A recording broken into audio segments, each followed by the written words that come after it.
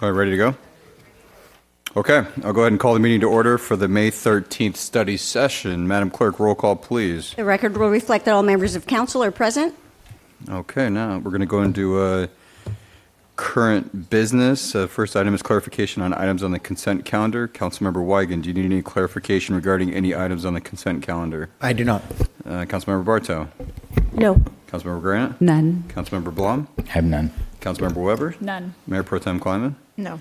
And I have none. Okay, next is a presentation from the Corona Del Mar chapter of the Lion's Heart Boys Group. So we'll have a presentation from Presidents Ferris Kassab and Nick Clichan come forward to speak about Lion's Heart. Welcome. Good evening, Mayor and City Council members. I am Ferris Kassab, the president of the Boys 2028 Lion's Heart Group from Corona Del Mar High School. Thank you, council members, for the opportunity. Lion's Heart is a nonprofit organization which provides an ability for teens to serve their community and record their service hours, as well as gain leaderships in a membership group. Also here tonight is Nick Clichan, who is the president of the Others 2028 Boys Group, and he will be speaking to you shortly. I would like all the members of both groups to stand up, and the executive director, Cindy Williams, if she's here. So stand up. Our group has completed 1,063 hours of public service in our community, and some of the highlights of our service projects include the following: beach cleanup with Surfrider, wrote cards in support for our local firefighters, friendship circle, played basketball with kids, volunteered at an event for Pediatric Cancer Research Fund, and lastly, served meals to seniors for Meals on Wheels. As president, I have to run the group meetings and follow an agenda, and run the meeting under Robert's rules. Thank you. Nice. Yeah, maybe you could teach me a thing or two. Hello, my name is Nick Clichan, and I would like to thank you all for having us here today. I'm a 9th grader, and I attend Corona Del Mar High School, and I'm the president of our Lion's Heart 2028 group from CDM. Our group of only 8 members has completed upwards of 300 hours of community service since August of 2024. Our group has mainly focused on volunteering for local organizations called Building Futures and Friends, which is a nonprofit that assists students with disabilities. Nicole Ferruso is our founder of this organization and is here to support us today. We have also volunteered at Feeding the Hungry through several local churches, coaching youth water polo at our community pools, and Once Upon a Room, which is a nonprofit that helps decorate children's hospital rooms. On behalf of Lion's Heart, I'd like to thank you all for your support and giving us this opportunity to be here today. Fantastic. Well done, boys. You guys are taking a photo. We'll bring the group up here, and we'll take a photo in front of the... Sound good? Okay, let's do it. Yeah.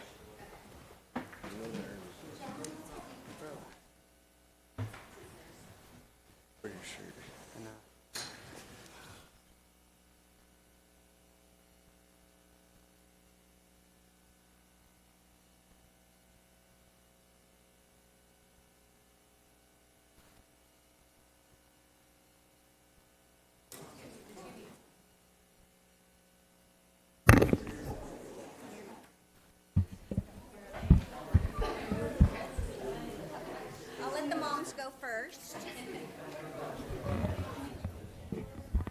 Yeah, let's squish in just a little, or some can go in the front a little bit, lower.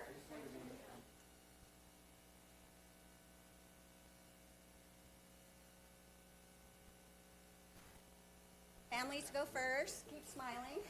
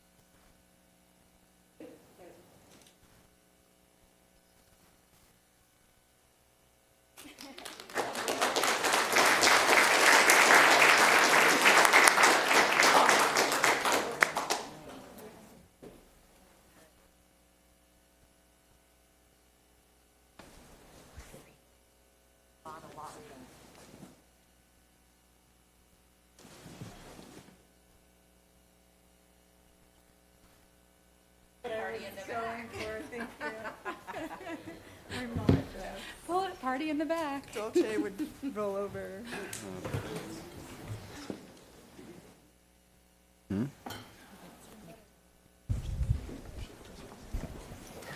All right, boys. Good job. Thank you for being here. Keep up the good work.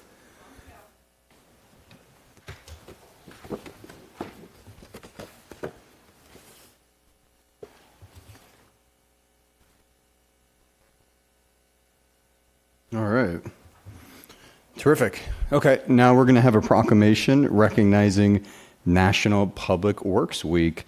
I'll read the proclamation, and then Public Works Director Dave Webb and Utilities Director Mark Vukojevic will come up and say a few words. So I will say that if you want to win the mayor over, let him drive a loader on the beach. So that was a lot of fun. It's good to see the equipment out front, and I had the pleasure to get out and see the hard work that you guys do. And I will acknowledge that our Public Works team and Utilities team is in the back. And thank you for what you guys do every day here in the city to help protect quality of life for all of us. Clean beaches, clean water, and well-manicured streets and everything else. So kudos to you guys for all the hard work. So with that, Public Works professionals' dedication to the planning, construction, and maintenance of our public infrastructure, facilities, utilities, and related services that serve as the foundation of modern civilization are all directly correlated to and are of fundamental importance to a city's appearance, livability, resiliency, public safety, and ease of operation, and hereby recognized and acknowledged. The acknowledgement, prioritization, and continued directed funding and effort to the care and good maintenance of cities' infrastructure, facilities, utilities, and related services provides the foundation, support of the safety and well-being, quality of life, and community enjoyment of the resident, businesses, and visitors to the city of Newport Beach. This year, 2025, marks the 65th annual National Public Works Week, sponsored by the American Public Works Association. Now, therefore, I, Joe Stapleton, Mayor of the greatest city in the world, Newport Beach, do hereby proclaim this week of May 18th through May 24th as National Public Works Week. I encourage all citizens to join with representatives of the American Public Works Association and government agencies in activities, events, and ceremonies designed to pay tribute to our public works professionals, and I recognize and substantial contributions they make to protecting our national health, safety, and advancing quality of life for all. Congratulations.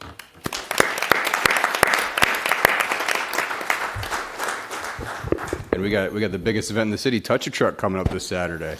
It's coming. Come on down and see it. It's going to be down at the Newport Balboa Pier, and come down and see it. We've got a lot of trucks that'll be down in the park there. So first of all, thank you very much for recognizing National Public Works Week. And I also want to really thank our managers in back. You've got a great team. Our citizens have a great team. And there's a lot of people behind these folks, our administrative, our field workers, et cetera, et cetera. So thank you for taking the time to recognize one of the most major elements of the city and the importance of the infrastructure and the public works, the foundation of the city.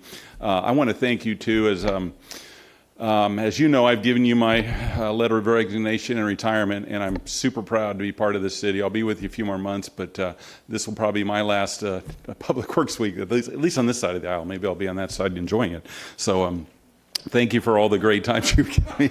It's a lot of work. I'd like to watch it for a while. Dave just announced his run for council, Yeah. so I'll be I running think there's for something council. available on the peninsula. Yeah. And I do live in Mission Viejo, so I won't be thank you very much. And also, having Mark here, as you know, a lot of cities have utilities. I mean, they have such an element of public works. We call them utilities, but they're actually public works stuff. So I'd love Mark to come up and talk about this a little bit, and thank you. Well, I want to, on behalf of Utilities and Public Works, thank you for the recognition. You know, one of the things that I talk to the crews about often when we have our different meetings, I tell them, hey, every day when you go home, you have something to share with your family and friends, a story about how you made a difference. You know, our work is very physical, whether it's working on the streets or on the water system or preparing a building or a park, and so that's something they should be proud of, and I know this kind of recognition goes a long way, and so thank you for that. Well, thank you for all that you guys do. And I mean, when you talk about utilities and public works, and I had the opportunity to go jump in a vault a couple weeks ago. Mike on a bike got me out there. It's incredible what you guys do day in and day out. And it kind of goes unrecognized, which I think is one of the beauties of this, is you guys continue to work hard early mornings and late at night, and no different on the island when things are flooding, and you guys are out there on Christmas morning pumping water out. So On behalf of the entire city, thank you for what you guys do, and we're excited to celebrate the Public Works Week. And Dave, congratulations on your service to this great community, and congratulations on your upcoming run for public service. So that's a big deal. Yeah, I guess so. Any other comments from the dais? Okay. Well done, guys. Thank you for being here. Leave the keys on the mat. I'll drive the loader home. That'll be great. Okay, cool. Next is a discussion about the expansion of the city trolley concept. We have a staff report we'll get into.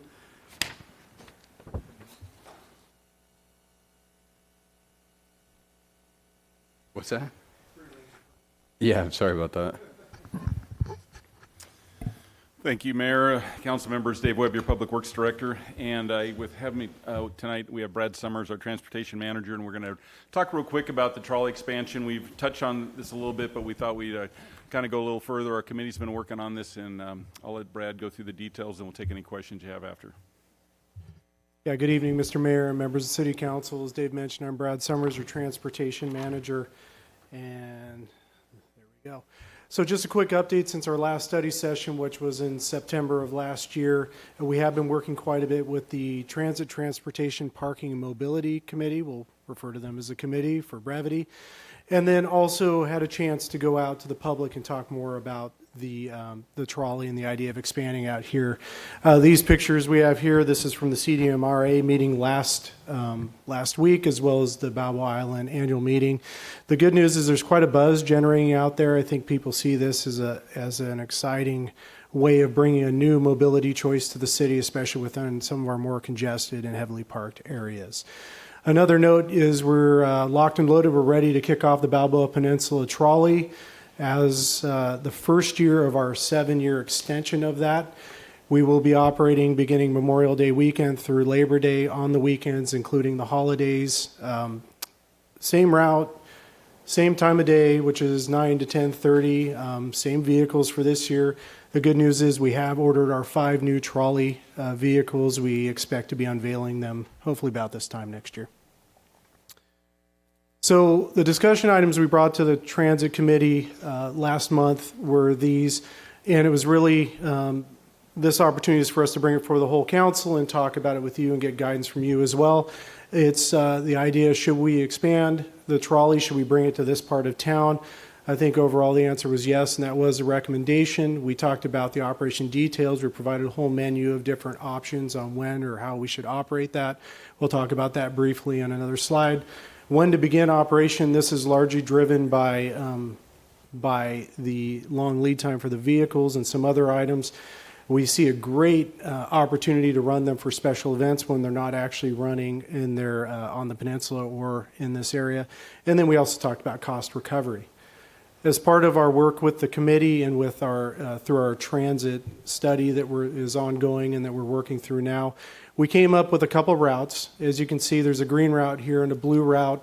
Looking at the green route, which would be the shorter route, which could operate when the Balboa Peninsula trolley is not in operation, so outside of the summer weekends and holidays. Goes around Fashion Island, picks up riders around the Newport Center area, comes down Avocado, which also engages the Civic Center as well as the shopping center below us. Down the Corona del Mar commercial corridor to about Poppy. We're working on a turnaround there. Back to Marguerite, down Bayside where we can reach the doorstep to Balboa Island and the shopping center there. Up to the dunes for another turnaround, which of course engages the dunes, the Hyatt that is there, the senior living facility, as well as providing access to the upper Newport Bay and Back Bay Drive. From there, they would return and go back. Should we run this, which is the recommendation, during the same time as the Balboa Peninsula trolley, it would then continue along the green route, along Coast Highway through Mariners Mile, and then ultimately intersecting with the Balboa Peninsula trolley service at the Avon parking lot, which is located just off Coast Highway near Tustin Avenue. So we've talked about the trolley vehicles. We, again, have ordered the 5 for the Peninsula trolley. We would look at ordering, from what we're seeing, about 6 to 8 additional trolleys. They would be similar spec, resemble the picture here of this red car reminiscent vehicle.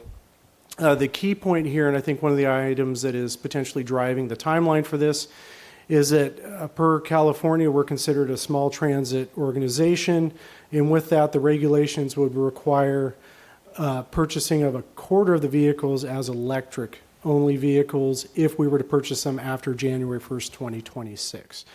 So when thinking about procuring more CNG-fueled vehicles, as our fleet will be already, that would require us to purchase them by the end of this calendar year.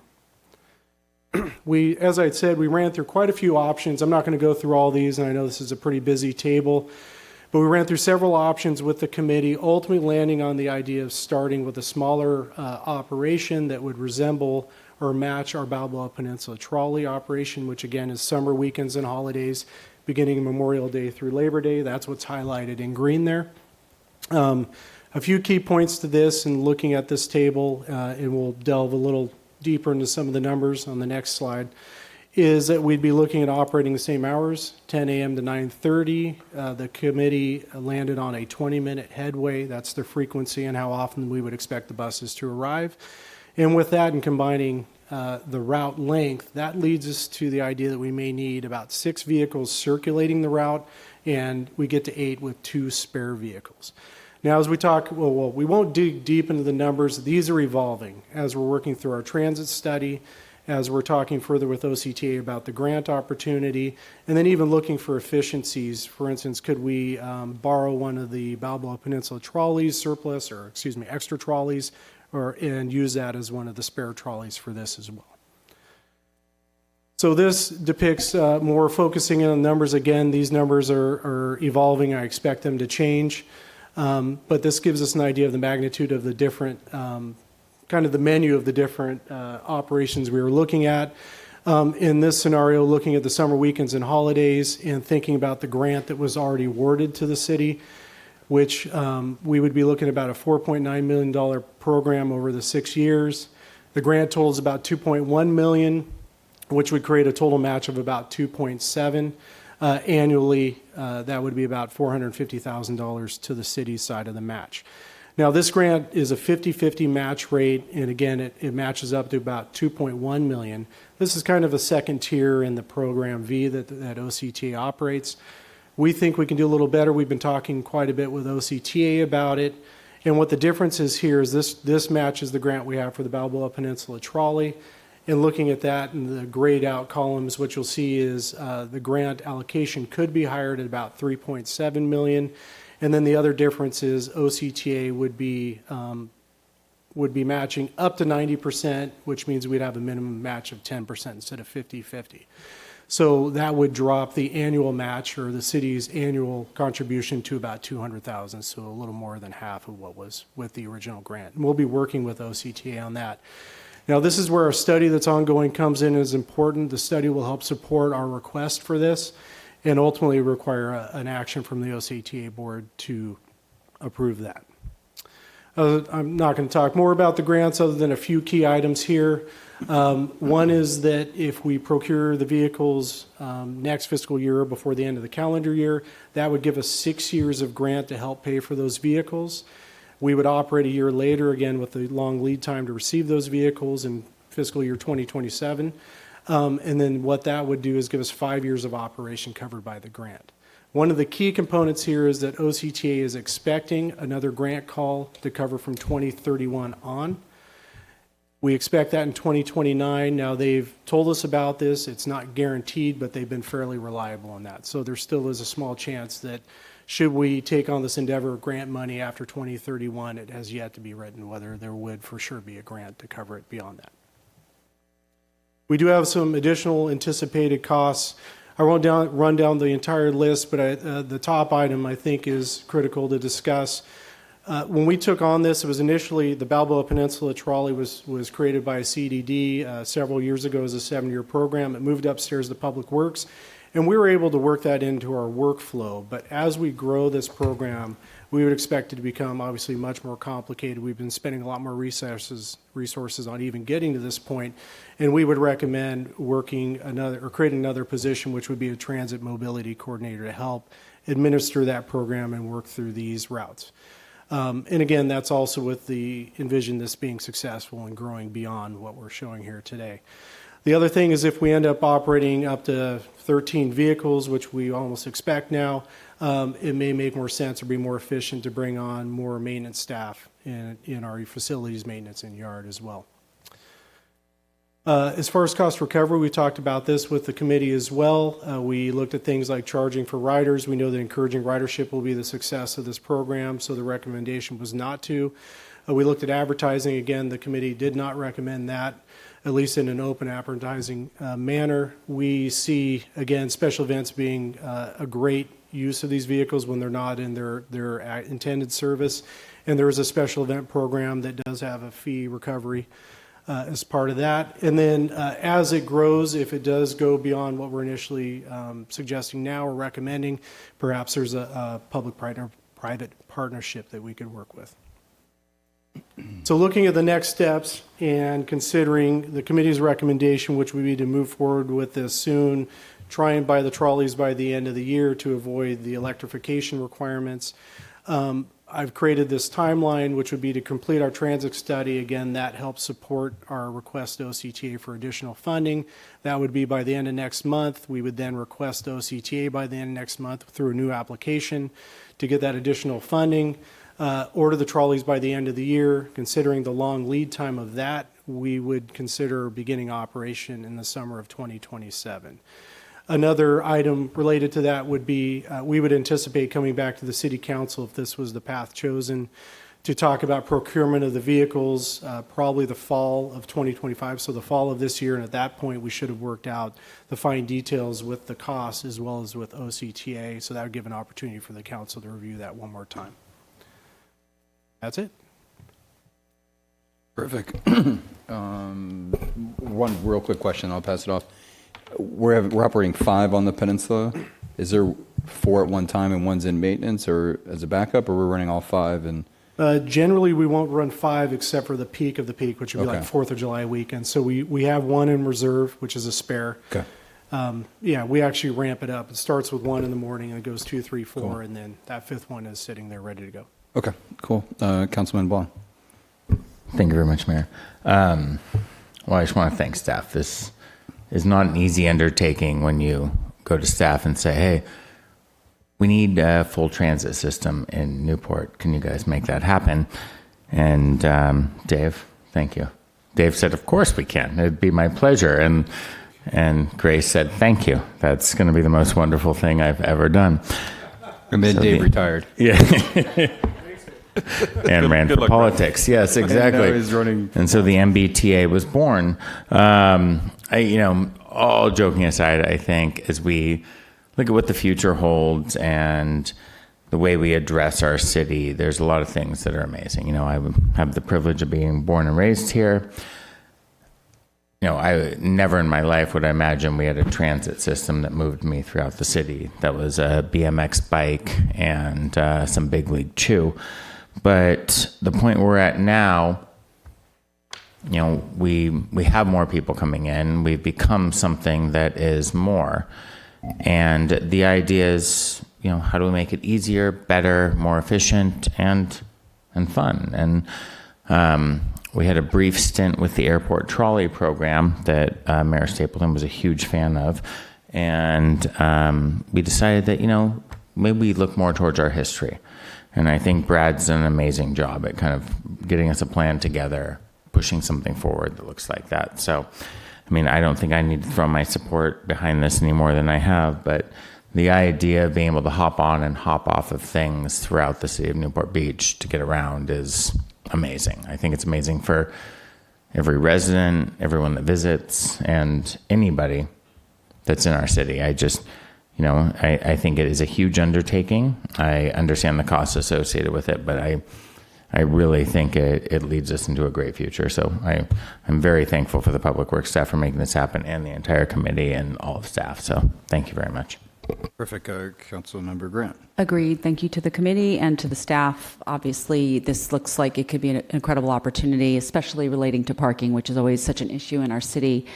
2 thoughts. One, I'm sure this has been considered by the committee and staff as well, but other grants, I know that for example, we're talking about this facilitating traffic to and from the Fashion Island. So have we considered grants through the Irvine Company? I know they have transportation grants, and I don't know if we're limited in how we can address that given the grant that we already have, but it seems like there might be some other opportunities to offset the costs, which are significant. Obviously, it's a good balance of need and how we're going to finance it, but we might look into some other grants. And then the only other question I had, I didn't see it on the slide. Are we considering accessing the central library with this? Because I feel like that would be a good stop as well, especially for residents. So just 2 thoughts. Thank you so much. Okay. Duly noted. Okay, Councilmember Weigand. Yeah, thank you guys for putting that together. As far as the grant funding, those are M2 dollars, right, through the Project V. So if you're continuing on the grant funding, it's just their own program. It's them, and I say them, OCTA, providing us the funds. So in the future, we've got up to a certain date, but and beyond, those are just still coming out of M2 dollars. How long does M2 go to? I'm guessing it's got about another 10. It was a 30-year time. This time it's probably about 10 to 15 years. Gotcha. I don't Okay. remember the date. So as long as they see value into it, we can prove that we've got ridership. That will be the kind of the selling point we just continue to make to OCTA, and they'll continue to renew it, but kind of based on previous. We've seen them do it, and we kind of have hope that that'll continue to occur, right? Yeah. Okay. And then there was a section on there about road furniture.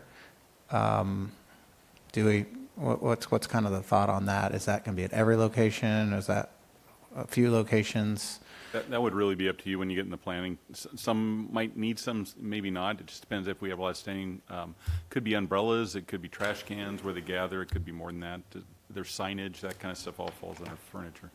Yeah, that might be something we look at after we can establish ridership and having them, tally where certain hotspots are.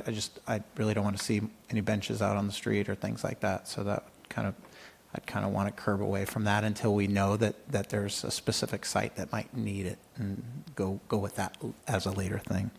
And then the advertisement, what was the reason for nixing that? That was something that was a non-recommended on the slide. What was the thought as to? Actually, the council discussed that, and there were some concerns about just the way it might look and how it might take over, and then how open is it to advertising. But I think the committee decided it might be better to do some private advertising directed, but I don't know if one of the council We felt like there would be an opportunity for some investors or some community people wanted to create a legacy and maybe put a plaque on there or something and contribute to the success of the program, but wrapping them with an advertisement for a business or something didn't seem on brand for the history of the red car and what we're trying to accomplish. So we believe we can go out and get something subtle that promotes and help cost share in this potentially without wrapping these things or doing giant advertisement on them. Right. Yeah. Yeah, I think a plaque or naming rights, to the mayor's point, work for a trolley the same way. I mean, obviously, if we think about the ferry, not that there's a commodore and a captain, for each one of those, but that same kind of idea that they could be named after someone if we want to increase it. But, I'm hard pressed to want to have a personal injury attorney's ad sitting across our trolleys as they roll Accident through. phase 555. Yeah, I know. And look, I love James Bergner, but that's not an option right now. So thanks. No, I just was curious. Yeah. And then some of the hotspots that we'll identify later as areas that folks will pop in and off on, but we'll see, after tracking and using a metrics to understand where people are getting on the most. And based on availability, could there be a potential for, like, say, even at the Avon lot, like areas for, and maybe they already happen, but like bike racks or something where, like, if you want to ride your bike to that location, you could lock your bike up, feel safe to then hop on the trolley. And I wouldn't recommend it for every location, but maybe there's certain places along the route that might be beneficial, and that could be added to the road furniture kind of discussion. But everything you guys have presented, and staff working hard with members of the ad hoc on the council, that we're really in a good spot here. So I'm very happy to see this. So thank you. Thank you, Councilor. But just real quick on your comment too, I was just going to say on the 7 years we ran the Balboa trolley, we haven't seen the need to put benches or anything in there. We've just added some trash cans, but I think bike racks might be a good option. So I don't see that in the future, but we'll keep an eye open for thoughts. Great, thanks. Any other comments up here? Okay, I would just say thank you, Dave and Brad, especially. You guys have done a great job with this. And I've said it before and I'll say it again. The fact that Laguna Beach gets 600,000 people to ride on their trolley system, and we're about 25,000 on the peninsula in the summer. I think we can do better, and this is a first step in the right direction. And I'm excited with the partnership and the grant opportunity. And there's a year of history in Newport Beach to go back to the red car, 1906. I think it'd be really cool to see those things running around the city. So better than what we have now, for sure. Okay, I'll go to public comments on this item.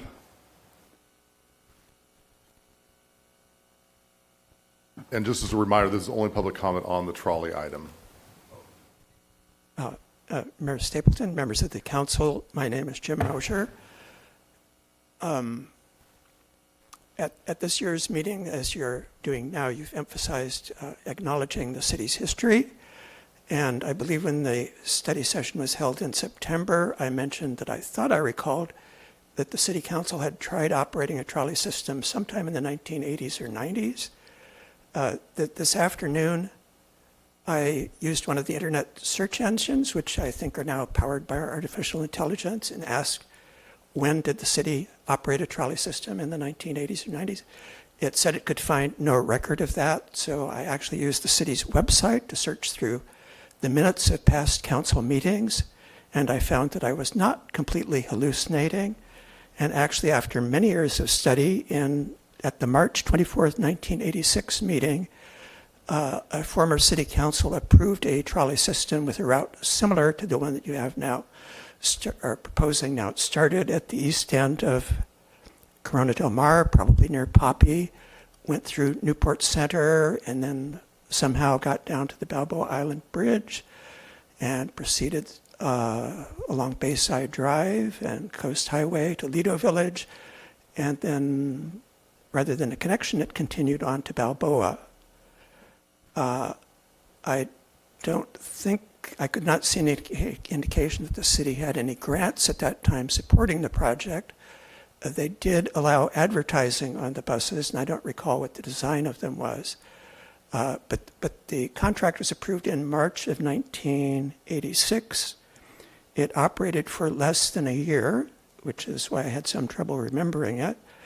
And by the January 31st, 1987 meeting, the council decided to terminate the trolley because they could not the ridership, in their opinion, did not justify the cost. This proposal seems better thought out probably than that was, but apparently that was preceded itself by 3 years of study. So it might be instructive to try to, if the city has any records of why that former incarnation did not attract ridership, and consider that in this proposal. Thank you. Okay, thank you. Next speaker. Adam Leverins, dovetailing off what Jim said. I like this. If you can get ridership up, it would be helpful to have these materials on the city agenda item link. Like I've checked as recently as a couple hours ago and they weren't there. I know I've seen some of this before, but if each time this comes up, if those could be on the agenda, I would appreciate that. And as far as cost recovery, just a couple thoughts. What if there were an option, if you like and value the trolley, please donate with a QR code or a donation box. I don't know if figuring that all out would cost more than the benefit, but that's something that could try. And as far as advertising, I've seen public transit elsewhere where they put stuff on the ceiling or around the inside upper edges of the walls where you can have little restaurant spots. It doesn't detract from the visual aspect outside, and that may be an option. Thank you. Okay. Any other speakers on this item? Okay, seeing none, I guess we'll come back here. Any other comments on council? I'll look for a straw vote to, sounds like, to approve committee's recommendation. That's unanimous, 7-0. All right, terrific. We're supposed to break, but we'll continue to go through. If you guys are good with that, no need for a recess. Okay, here we go. There's actually a public comment. Yep, I'm getting to that. Yep. So now is the time for public comments on agenda and non-agenda items. Sir, the floor is yours.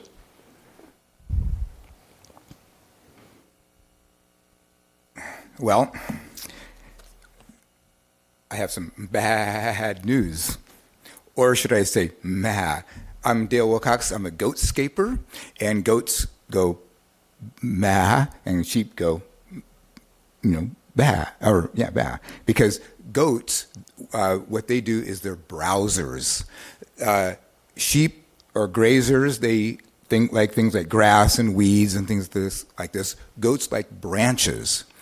So the problem that we're having right now, as I bring us to the council member, is I was contracted by the Newport Beach Condo Association to bring some goats down last week. We did. We went back and forth about a month or so working on the details and particulars, and we brought them down for fire clearance and also for weed abatement, specific weed abatement. There's this invasive species, a yellow daisy.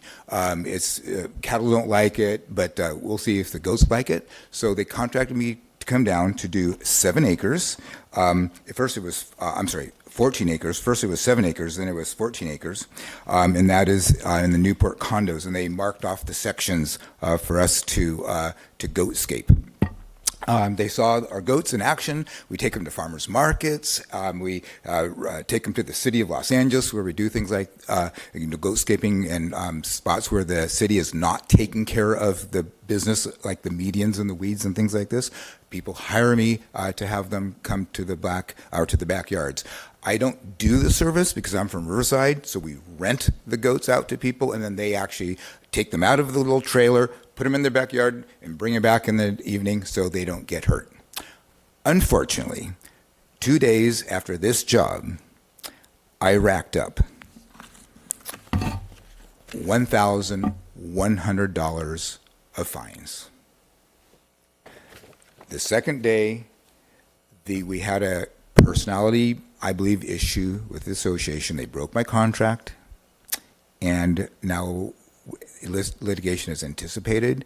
They're asking me to leave. I do not have any money to leave because I spent all my money getting my Airstream down here. They said it's a mini job, and after the 2 days, they said, "Oh no, this is just a 1-week trial." I never would have brought my my Airstream down to that. And because of the personality issue, the gentleman called the police, saying I was trespassing. The police came, consensual encounter. I walked away, called my attorney. My attorney says, go back and call the police and make sure you have access. The next day I did. I had to stay the night on the street. Now I'm bringing to the council's members because I don't want to take this to the news and have a stain on our first attempt of goatscaping here in Newport Beach.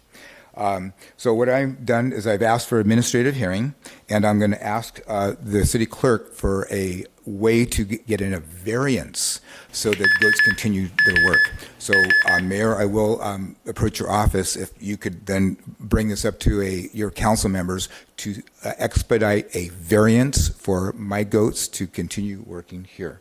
Thank you, sir. That's all the time you have for public comment. Thank you so much. Okay. Thank you so much for your attention. Okay, thanks. Bye-bye. Look forward to some goat yoga. Yes, exactly. Goatscaping.la. Okay, thank you. Any other public comments on agenda, non-agenda items? Okay, terrific. Seeing none. I'll go ahead and call the meeting to order for the May 13th. Do we have one? More. Oh, sorry.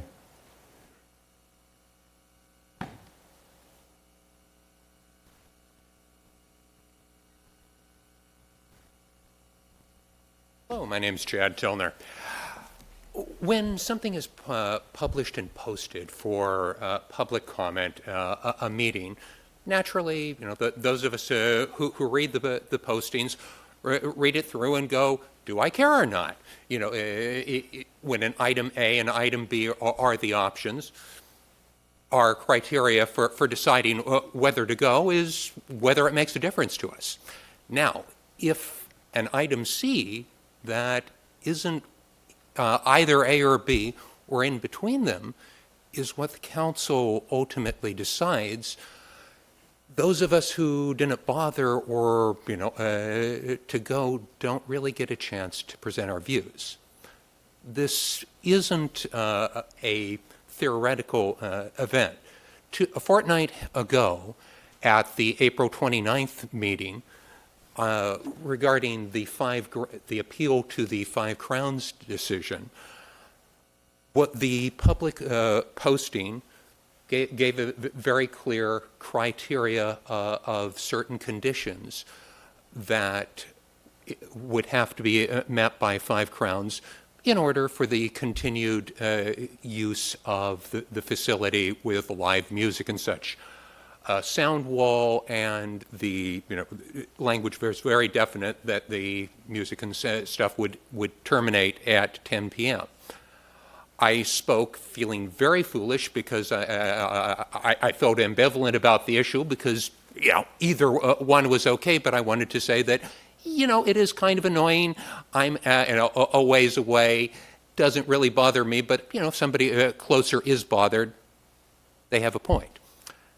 After public comment was closed, there was, I believe, a motion to change the scope, the parameters, deleting some of the conditions, such as the sound wall, the changing 10 p.m. to 11 p.m., and also changing loading from just Poppy to Poppy and Hazel. I raised a point of order, or attempted to, not in any attempt to be rude, but because since the parameters had been changed from what was posted, I'm sure the intention was not to do a bait and switch. You are all interested in the public good. But effectively, people who were interested were denied the chance to raise comment about the change in parameters. So I would urge the council in future to try to stick to the options that are presented to the public, and to consider for reconsideration to deny Mr. The appellant's appeal, but retain the conditions. Okay. Thank you very much. Thank you very much. Any other public comments on agenda, non-agenda items? Last call. Okay, seeing none. I'm going to go ahead and call the meeting to order for the May 13th regular City Council meeting. Madam Clerk, roll call, please. The record will reflect that all members of council are still here. Terrific. Now is the time for invocation by Pastor Dan Erlenbush from the Newport Harbor Lutheran Church. Thank you for being here. Join me in prayer. Eternal God, I pray that you bless all in this meeting and keep us. Lord, make your face shine on us and be gracious to us. I pray that we feel your presence during the meeting because you are with us wherever we go. I pray that this meeting focuses upon you, your plans for our city. Let our actions be valuable to our aim, which is to build up and edify each other.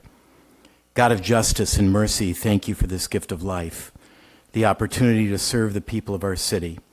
Help us to act with character and conviction. Help us to listen with understanding and goodwill. Help us to speak with charity and restraint. Give us the spirit of service. Remind us that we're stewards of your authority. Guide all those who are here to be the leaders of your people that are in need. Help us to see the humanity and dignity of those who may disagree with us, and to treat all persons with the reverence that your creation deserves. Renew us with the strength of your presence and the joy of helping to build a community worthy of the human person. We ask this as your sons and daughters, confident in your goodness and love.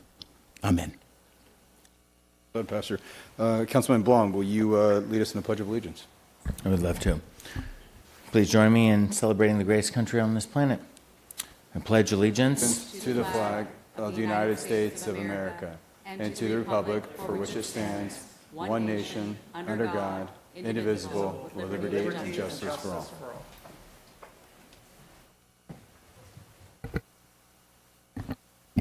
Okay, now's my favorite part of the meeting. Now it's time for a presentation on the history of the completion of Newport Harbor by our very own Bill Abdal. So, Bill, the floor is yours. I don't know if a man of this nature needs another introduction, but Bill is the legend behind Newport in the rearview mirror.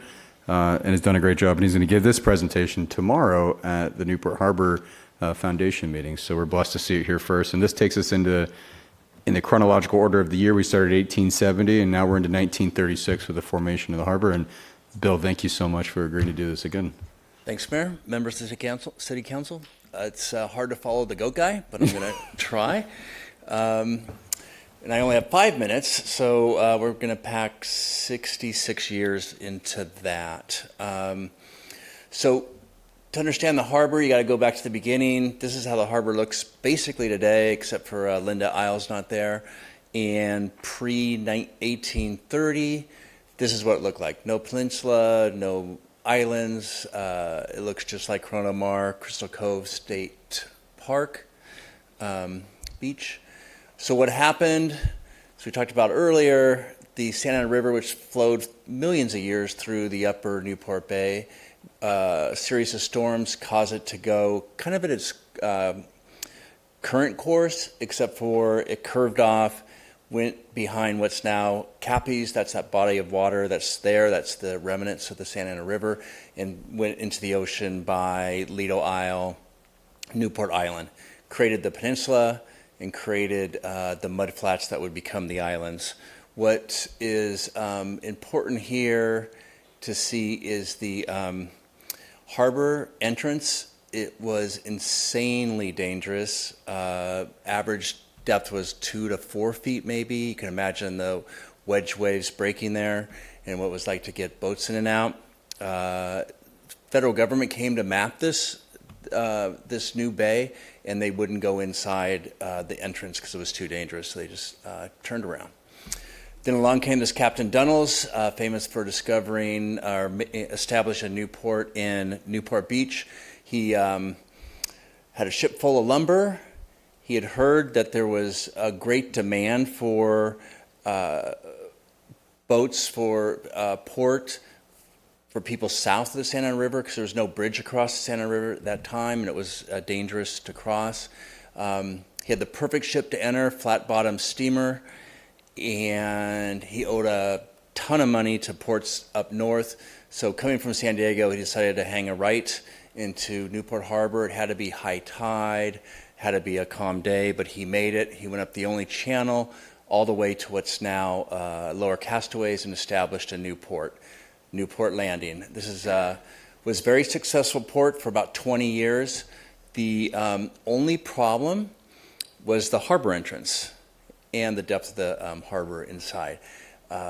It was just flat out dangerous. They had to take barges with the cargo in there, or pilot boats. If it was really big, they would just chuck the lumber overboard and let the waves carry it up onto Corona Mar Beach, and then they'd pick it up there and take it overland to the Newport Landing. There were so many deaths that they eventually moved the Newport to the ocean in 1890. That's where the Newport Pier is today. But that only lasted about a decade. We don't have the reasons to go into that today, but the port almost ceased to exist after 1900. So Newport returned to its fishing roots, small fishing village of about 200, and city boosters thought there was nothing to drive commerce in the city. The city was going to die, and they needed a commercial harbor. So there was a huge push to put a commercial harbor in Newport. They went many, many times to the federal government, and the federal government said, "You don't have any commerce here. There's no port here," because they couldn't get into the harbor. And they said, well, Newport said, "We don't have it because we can't get in the harbor. That's why we need the money." So it was a chicken and egg thing, but the federal government held very firm, and they would not give them the funds. Concurrently, as we know, Balboa Pavilion built, red car trolley coming in, so there was a start of a tourist industry in here. And with that, the start of pleasure boats in the harbor. So you couldn't get those big ships in, but you can get these little guys around the harbor. So it became more of a pleasure harbor over the years. And this, with the new tourists coming into Balboa, this set up a big battle between Newport Beach around the Newport Pier, McFadden Wharf, and then Balboa tourist destination. These two sections of town, only a mile and a half apart, hated each other. And Newport Beach ran the city for a long time, and Balboa just thought they were a ugly stepchild. But they wanted Pleasure Harbor for obvious reasons. Newport Beach, as I stated earlier, wanted it for economic reasons. So what happened? Newport Beach decided in 1917 they couldn't get, there was a bunch of different bond measures. They didn't fix the harbor. Newport residents said, we'll do it ourselves. So in 1917, this is an incredible vote, 199 to 3. I mean, if you guys put on the ballot as a sky blue today, you wouldn't get those numbers. So this is the wedge. This is the first day of construction on the wedge jetty. They drew 3,000 people there, and the town at the time was about 1,000. So amazing. They even, with the commercial harbor, they earmarked Lido Isle for a hub of the commercial port. It was going to have, docks, warehouses, trains coming in, and that was its original intent for Lido Isle. It was called Parkinson's Island at the time. Newport Beach couldn't, it was like the gang that couldn't shoot straight. They couldn't build a jetty. So the first jetty they built, you can see up here at the top, full of holes. It sunk. It just wasn't built. I'm not an engineer. I don't know what went wrong, but the jet, I couldn't imagine a jetty sinking, but it sunk, huge holes in it. And you could see the waves in this photo going across the harbor. So that was just basically a worthless jetty. How worthless? 25 people drowned in 5 years at that harbor entrance. And just let that sink in for a minute and imagine how many boats got capsized, et cetera. And of course, in this picture, you see right in the middle, a capsized boat. And one of the 25 people was George Rogers Jr. He died in 1926. He was 15 years old. It was a particular tragedy because he had polio. He had metal braces on. The boat capsized. The kid just sunk to the bottom. And so that really resonated with the people in Newport Beach and Orange County. So Newport voters, in that same year, they were motivated and felt compelled to tax themselves again, 1,005 to 32, again, total landslide, to rebuild the wedge jetty, build the Corona Mar jetty from scratch, and dredge the harbor. The new jetties also failed. Why? The Army Corps of Engineers gave them the designs, but there's a city engineer that was a pretty crooked guy named Paul Cressley, and he decided he was going to build the jetties himself, and he got some sort of commission for it. So if you look at this really carefully, if you look at the wedge jetty, it was terribly built, but he built this little tail on it, and so the waves would come in, go along the tail, and then wipe out all the homes here, and then almost created a second entrance at, I think this is M Street. And then it was worse in Corona Mar. He built that. If you ever walk out in the jetty there, you notice you're on a concrete part of the jetty, and then it veers off to a rock jetty. Well, he built that concrete jetty, and you can see in this picture, look at those waves. Not only did it do nothing to stop the waves, it actually helped build up sandbars to make the waves better. And so here's a picture of the jetty and the waves. Look at that wave. And it was supposed to stop the waves. Here's another one from up top. So by the late 1920s, 50 years after Captain Dunnels went into the bay, entered the bay, same issues, dangerous harbor mouth and lack of depth in the harbor. The one thing it did do, which is fortunate for us, is it couldn't get commercial boats in, basically, so it made this a default pleasure harbor, so we didn't turn into a commercial harbor. Depression, I'm not going to say it's great, but it was great for Newport. There was a ton of federal spending, so Newport Harbor received money to rebuild the jetties properly and dredge the harbor. This was thanks mostly to George Rogers Sr., whose kid died. He made it his life's mission to get that harbor in shape and make it safe for everybody. Newport got $10 million in today's money from the WPA funding from the Depression. And Orange County residents finally kicked some money in and gave $16 million. And like I said before, the work now is supervised by the Army Corps of Engineers, so it was quality work being done. The renovated harbor opened in May 26, 1936. Huge party. Roosevelt tapped a telegraph key from the White House to open up the harbor. There were military ships, supposedly the largest boat parade in the West Coast history. You could see the solid jetties angled correctly, deep water in the harbor.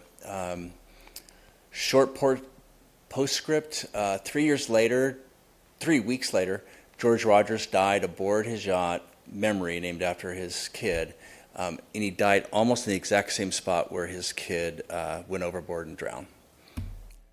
Not uplifting at the end, but there you go. Wow. Thank you, Bill. That was really cool. Yeah, nice work. I guess we have the crooked city employee to thank for not being a large commercial harbor. That's fascinating.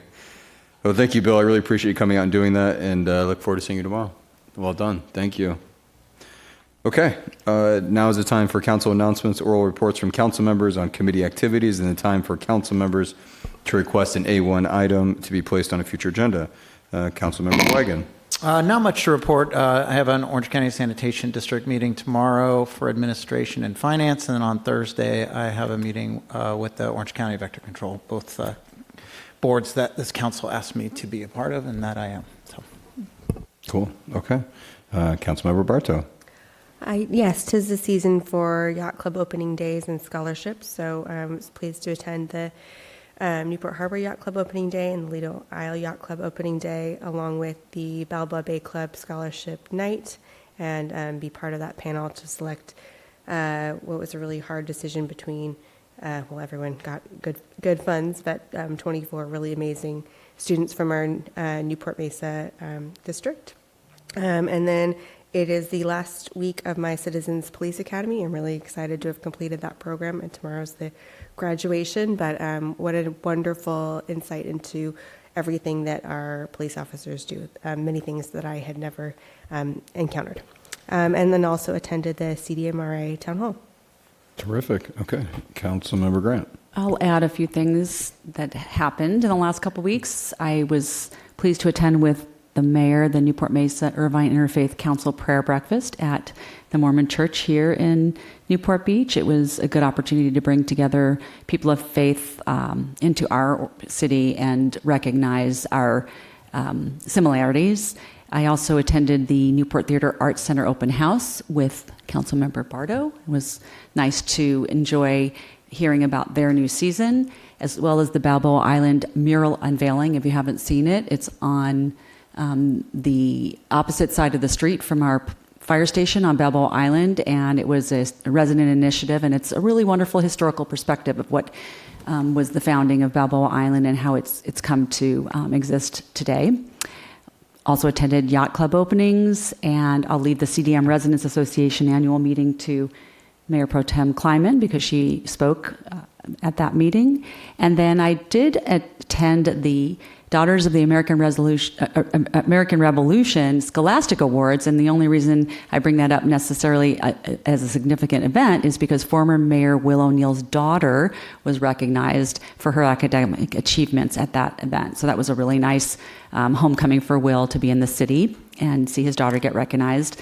Briefly, I just want to mention I do sit on the board of the TCA, the Transportation Corridor Agencies, and they had a event in our city this past weekend, And I will just read a quick little review. For more than 30 years, the TCA has been an innovator in providing traffic mobility in Orange County, as well as a formidable participant in preserving and restoring open space in our communities for generations to come. Many people know about the traffic aspect of the TCA, but it is remarkable how much preservation is going on. They were formed in 1986 to construct and operate Orange County's 51-mile public toll system, including the 73 toll road, which many of us use regularly, and it's an important southbound arterial from Newport Beach.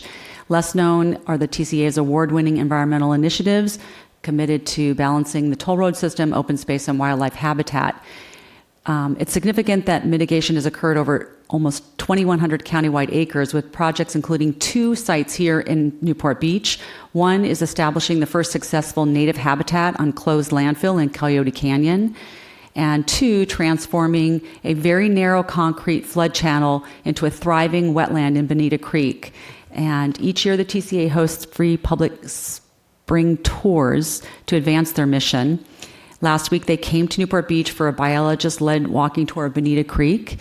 And just quickly about Bonita Creek, right here in our community, restoration work started in 1995, completed in 2022. It transformed this concrete jungle that we had right in the center of our community to a thriving 38-acre wetland and coastal sage scrub community.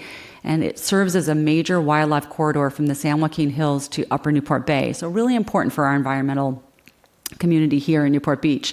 The good news is that that is one of the few sites that's permanently open to the public. You can take an easy hike in to appreciate the revival of that ecosystem and observe a lot of natural habitat and species, including the gnatcatcher, red-winged blackbirds, American goldfinch, and even a bobcat. So just a kind of interesting little bit of information about our city and the environmental preservation that's being done by the TCA. Thank you. Okay, great. Lots going on. Councilmember Blum. I normally avoid these, but 2 days ago was the most important day of the year to honor all the great mothers.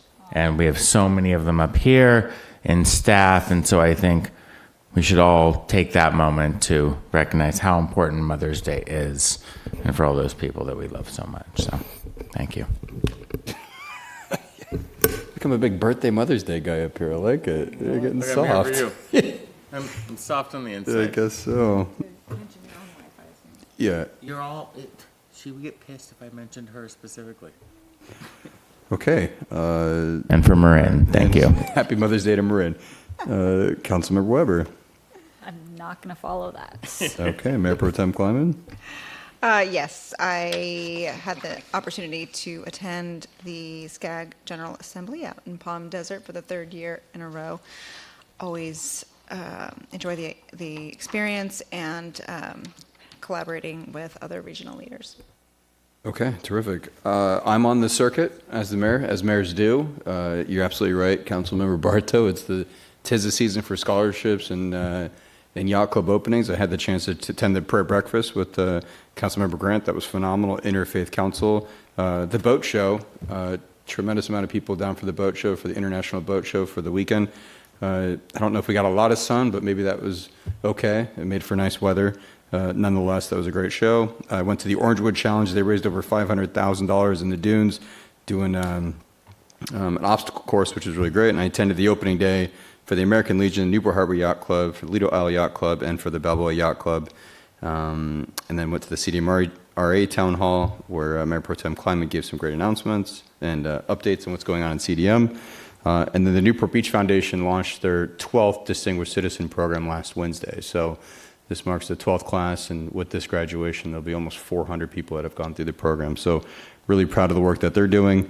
I attended the USC Keck Medical new Radiation Oncology Image Center.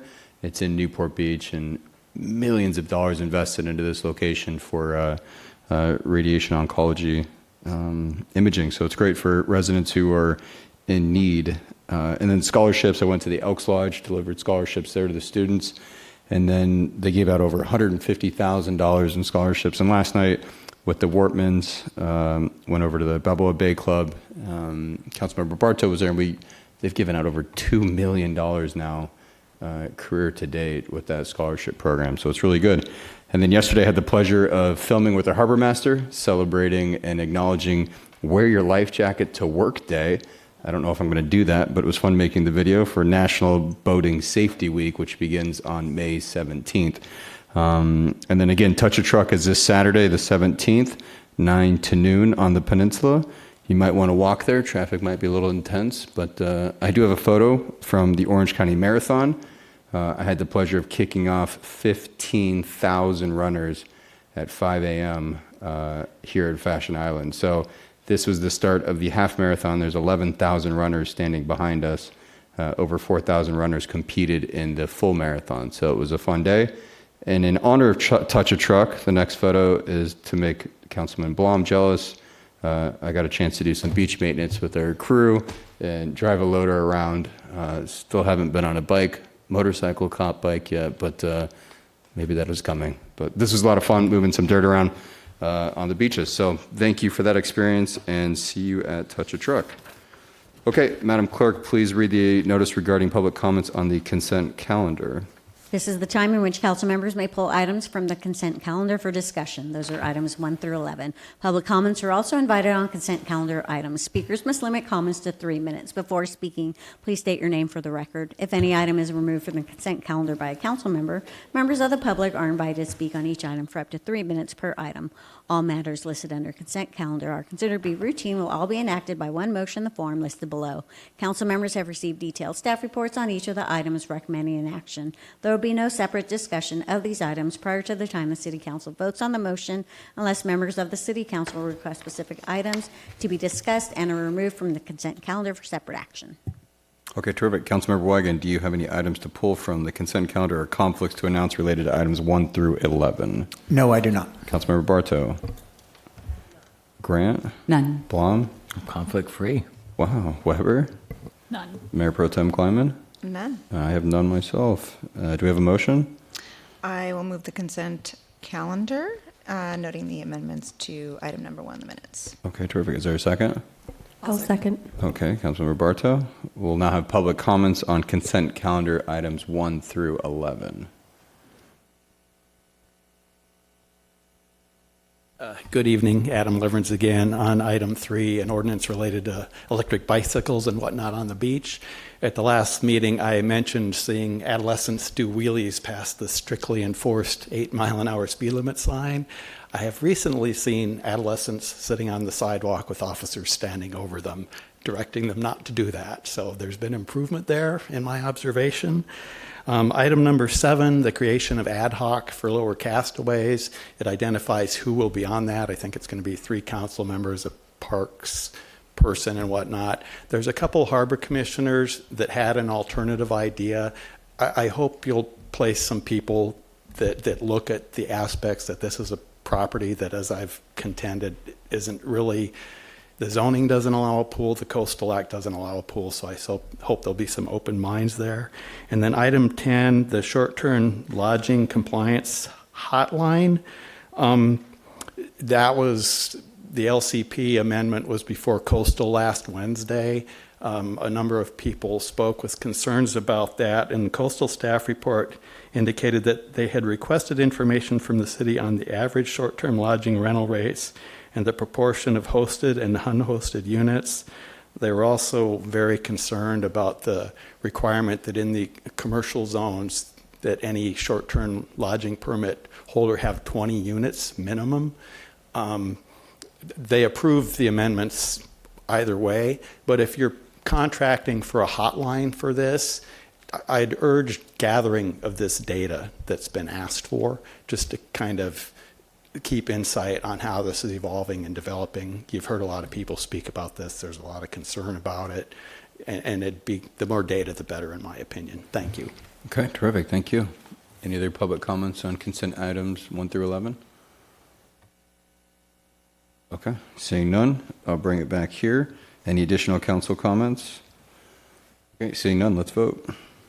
Prior to reading the vote, I'll read the ordinance title for item 3, ordinance 2025-6, an ordinance of the City Council of the City of Newport Beach amending chapter 11.4 parks, park facilities, and beaches of the Newport Beach Municipal Code, related to the use of bicycles, electric bicycles, and other such devices on the beach.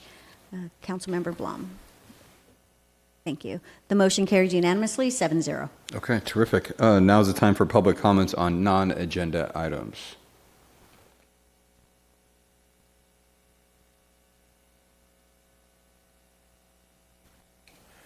Good evening, Mayor Stapleton, council members.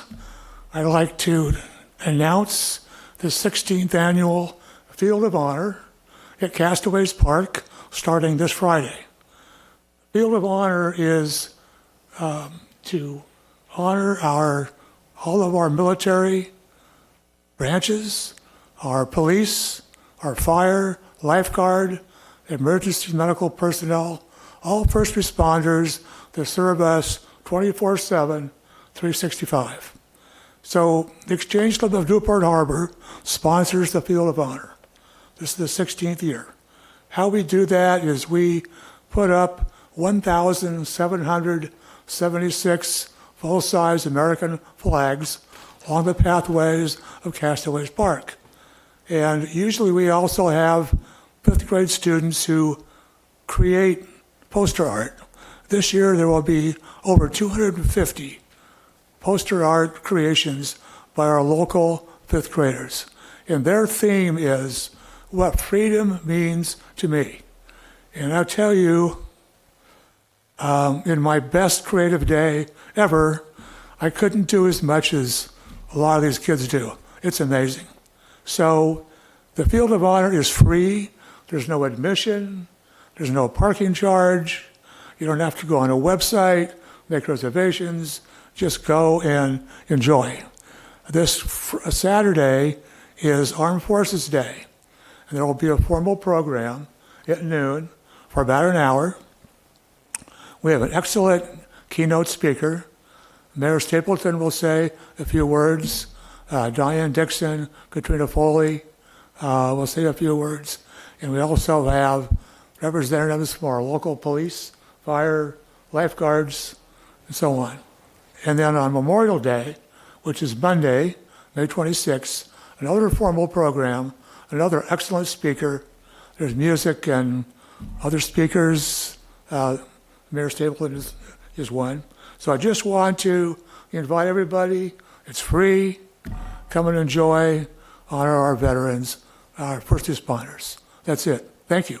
Thank you, Mr. Leslie, and thank you, the Exchange Club. Certainly a highlight of the year when we see all those flags. Any other comments on non-agenda items? Mayor Stapleton, members of the council, my name again is Jim Mosier. And like Mr. Tilner at your previous call for comments on non-agenda items, I would like to urge you, when you get to agenda item number Roman numeral 16, motions for reconsideration, to vote to reconsider the decision you made at your last meeting on item 22 on that agenda. The concerns about it are procedural, and there are two of them. First, as Mr. Tilner pointed out, the residents who would be impacted by this proposal for outdoor events at a restaurant were provided with a notice saying that the council was considering a proposal to hold those events with a sound wall and with a 10 p.m. closing time. And so people considering whether they had objections or concerns about that thought that was what you were going to be discussing. That was what the public hearing was held about.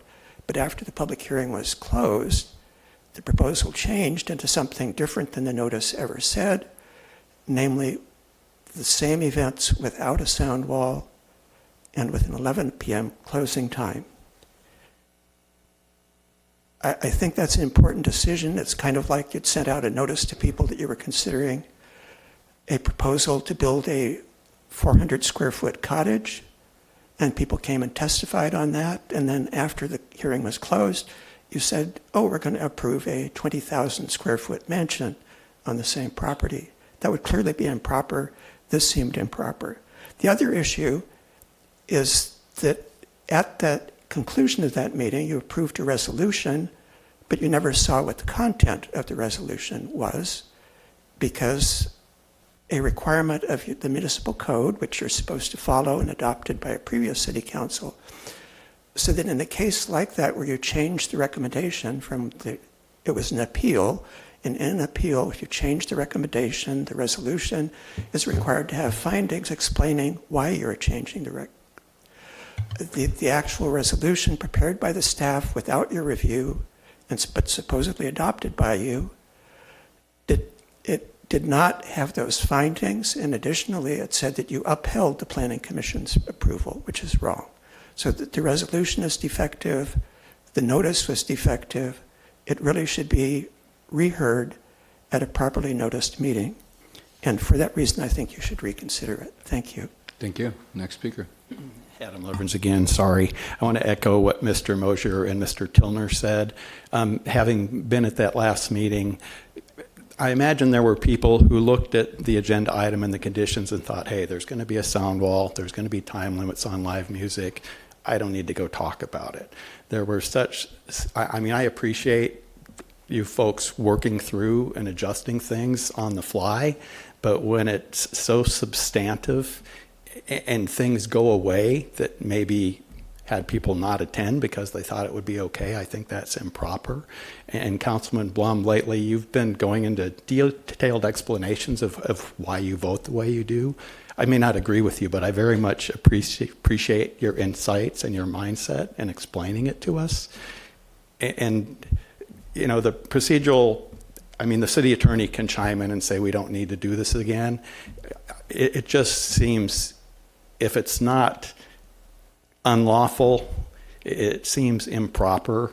And given the taking away of the mitigating factors, I think it kind of needs a redo as well. Thank you. Mr. City Attorney, would you like to respond?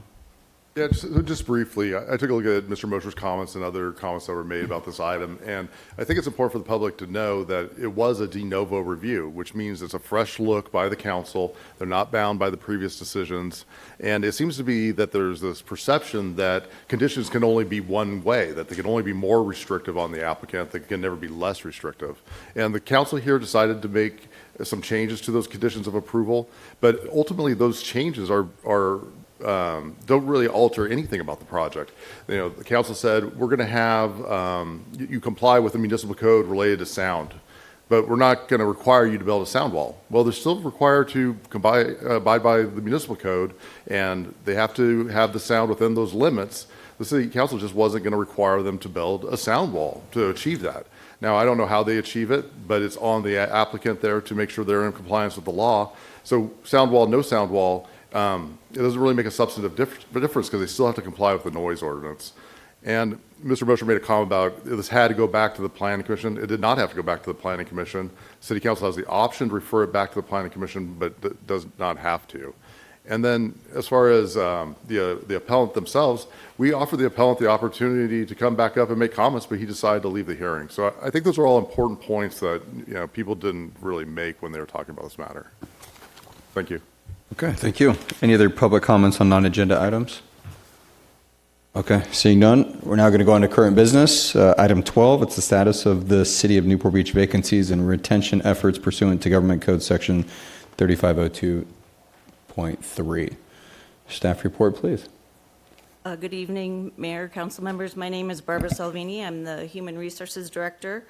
As you mentioned, a new law was passed that requires public agencies now to provide information before the budget is adopted regarding the vacancy rates and retention efforts that the public agency has made to fill those vacancies. So with that, I'm going to turn it over to the PowerPoint, which will be presented by the city's Human Resources Manager, Sarah Rodriguez.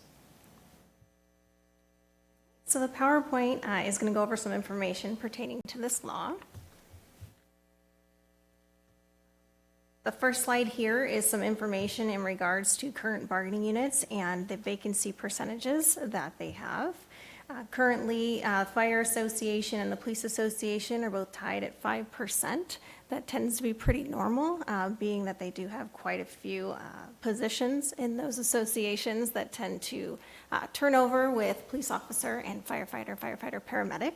We do have lots of people in back right now to fill those vacancies, so hopefully that percentage rate will come down. But in totality, we have 3% of the bargaining units at a vacancy rate and 4% for unrepresented group. which is well under the 20%. As far as the recruitment and retention efforts, some of the highlights are listed on this slide. The city is engaged in a robust recruitment and retention efforts. We do advertise in a variety of platforms. We do continuous recruitments for positions that tend to need to be filled quite often, which would be the police officer and the firefighter paramedic. We have social media outreach where police and fire attend to quite a bit, and we get a lot of feedback as far as that's where people tend to look and get drawn to wanting to apply for those sorts of positions. We also promote within quite a bit, which helps with the retention of employees and providing a career path for those individuals. And the next slide is just going over some of the competitive benefits that come into play that help recruit as well as retain our current employees. And on the next slide, it is just in addition to the slide that was previous, there are some additional competitive benefits that some of the bargaining units have, which some other agencies do not. And I'll point out the deferred compensation, that there is some matching as well as to telecommuting that other agencies are not partaking in. That concludes the presentation. Okay, terrific. Thank you. Do we have any council member comments or questions? Okay, seeing none. Do we have anyone, are there any bargaining group representatives that would like to be heard before we go to general public comments on this item? Okay, seeing none, we'll now hear from public comments on this item. Okay. Any additional council comments? This is a receive and file, so we'll move on to the next item. Okay. Madam Clerk, please read the announcement for motion. Thank you, staff, for your time on this, and job well done. Madam Clerk, please read the announcement for motion for reconsideration.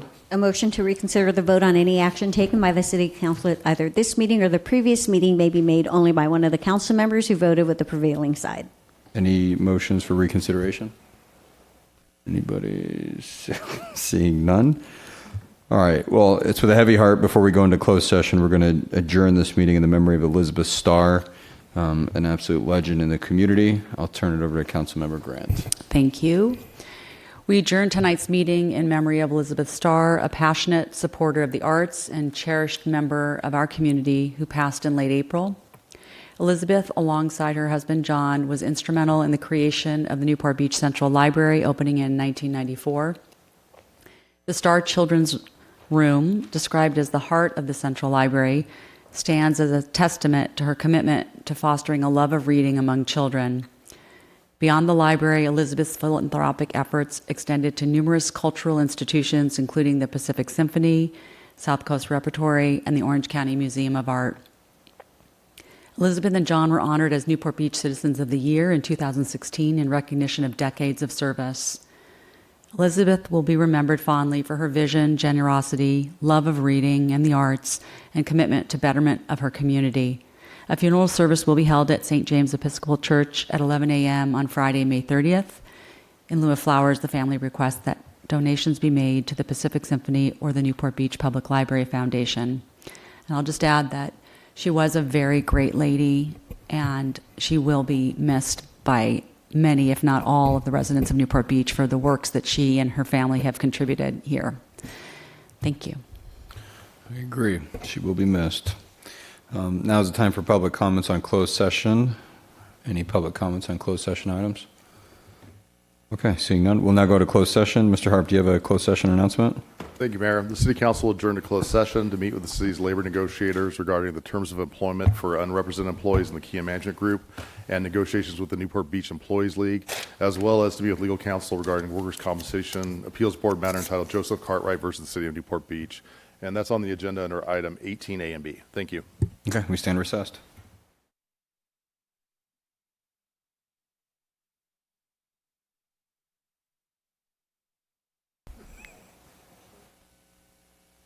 Whistling.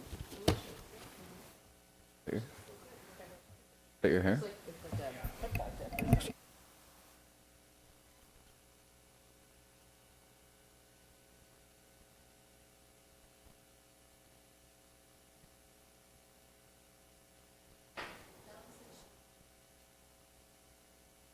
we ready? Okay, we're back in session. Mr. Harp, is there a closed session report? Thank you, Mayor. There's no closed session report this evening. Okay, we're adjourned. Thank you.